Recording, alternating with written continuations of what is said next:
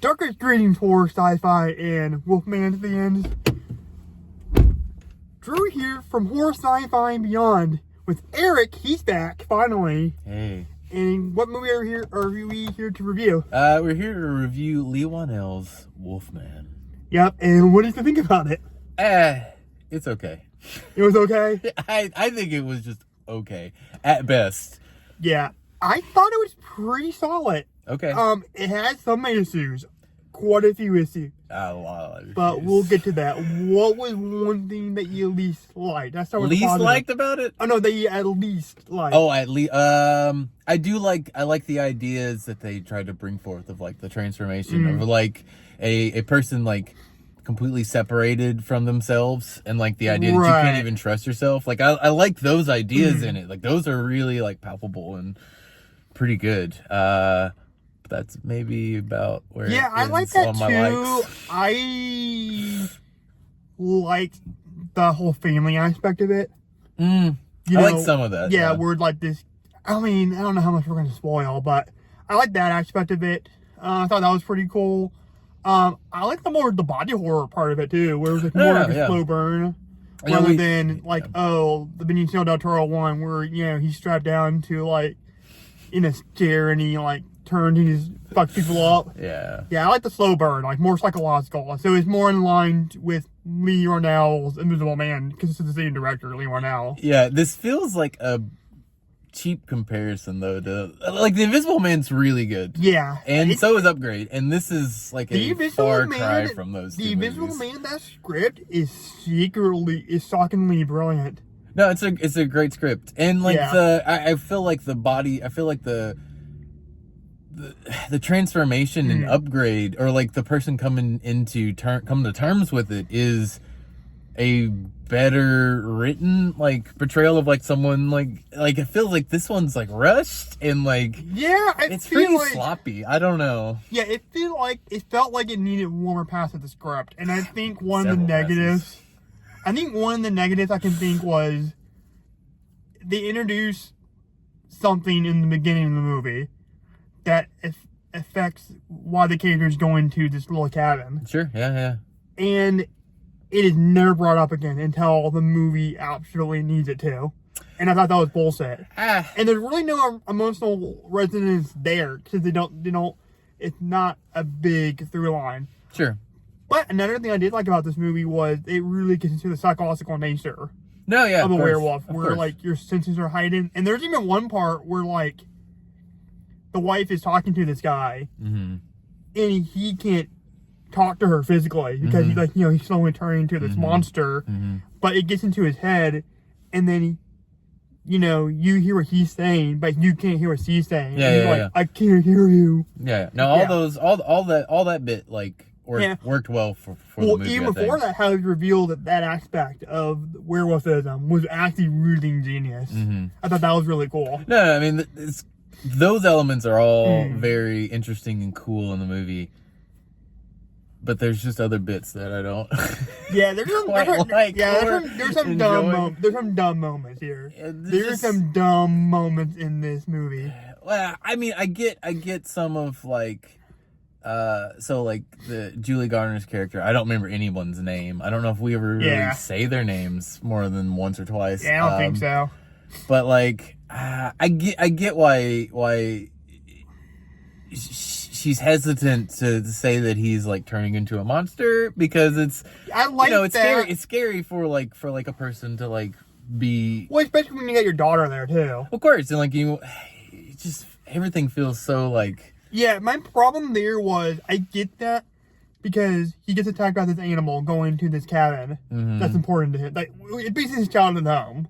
I'll say that. But is it important to him? I don't know if we've given enough. And I think that was something else that where like they could have established that. Right. Yeah. More in the beginning about like why, like that. I don't know. Let's say this: his father was pretty protective of him. They looked like he was like this real Mexican man. Yeah. He lived out like in the woods. Yeah. And loved to hunt. Yeah. And was always super protective of his son. And then the father dies, or supposedly dies. He just disappears. And then 30 years later, the death is finalized, and then the son, who's older, goes back to the cabin with his wife and daughter, where they're attacked by a wolf.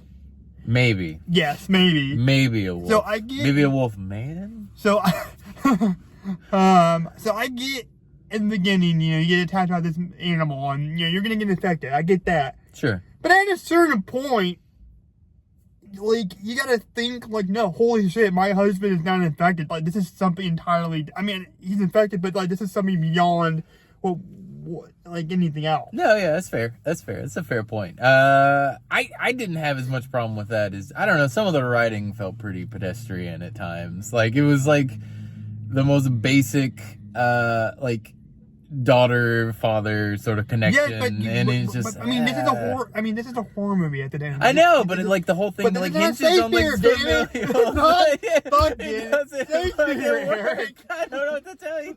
It's not Shakespeare, man. Yeah, it's not Godfather. Yeah, but at least just have like a causality between like the connection to the beginning to the end. Like, there's nothing in the beginning that sets up anything towards the end, and like really, it probably should have been that like mercy killing or thing like the one you love. I don't know. It just doesn't. Yeah, I get didn't work. I get the whole subplot with the main character and his father. I thought that could have been fleshed out way more. Yeah, I really, and even.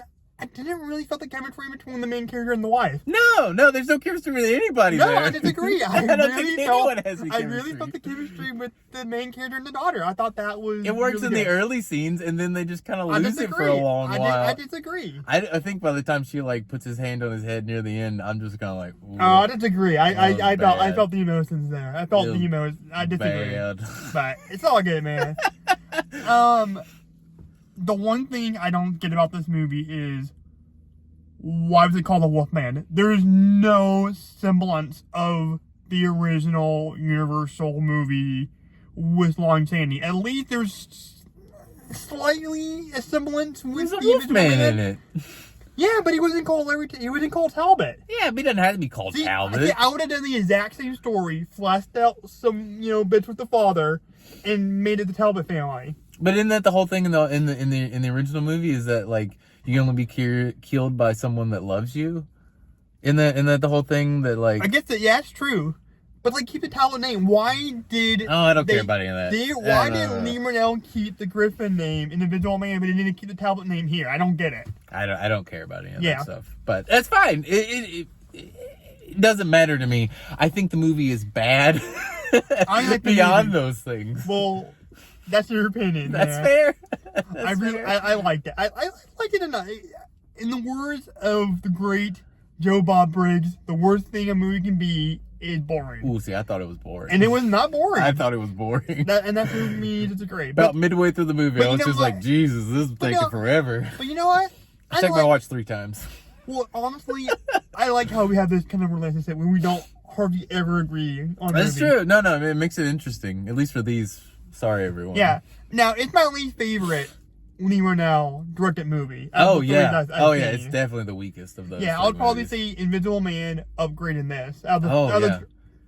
No, he did the Insidious sequel, so I would say... Did he direct one of those? Yeah, this is the second one. Oh, see, I think that one was bad too, so this is probably that, though. Yeah, so I would say, so the Invisible Man upgrade, Insidious sequel, or the fuck that was called, and then this one. Yeah. But that's not a bad track record. I mean, he's written a lot of things though. He wrote the original Saw, and I think he wrote the sequel, and then like he wrote like Dead Silence and a couple other things, especially for like James Wan. Yeah, they're good buddies. Like, they met in college, right? And that's where they got the idea for Saw. Oh, and there's a Saw reference in this movie. See, I don't think that was necessarily a Saw reference. No, it fucking was. I don't think it was. I mean, so an animal, when it gets his leg trapped, will gnaw it off in order to live. Yes. Also, there's no setup for it, so it just comes out of nowhere. It doesn't make any sense. Yeah. Like, the only kind of like loving tribute to anything Universal Monsters was the fact that the moving car or the moving company was called Pierce, like Jack Pierce. Sure.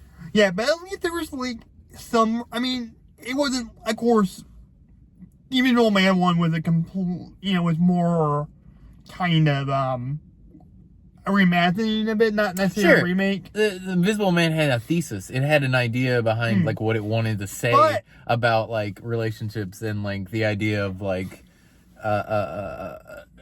men and women in the world, or it had an idea of what it wanted to be. I don't know if this movie has anything it wants to say. But there's a slight possibility it'd be connected to the original because that character could have been a relative of Jack Griffin.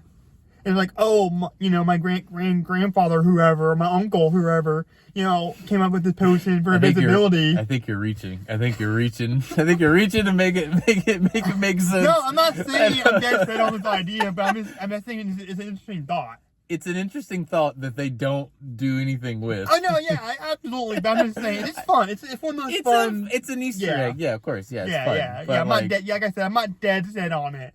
So yeah, but no, it's an interesting thought. I think this movie is a movie in search of itself. Like they had the money and like he had an inkling of an idea, and then they were just like, yeah, let's do it. Wolfman, that's gonna make us some money. And then they just dumped it in January, where they most dump a bunch of horror trash, and it's horror trash. It's just horror trash. I don't know what to say about it. I honestly think Jason Blum, who produced this movie, is starting to become the next Roger Corman. 100%. Like any idea that a filmmaker, any idea that a filmmaker will bring to him, like he will do.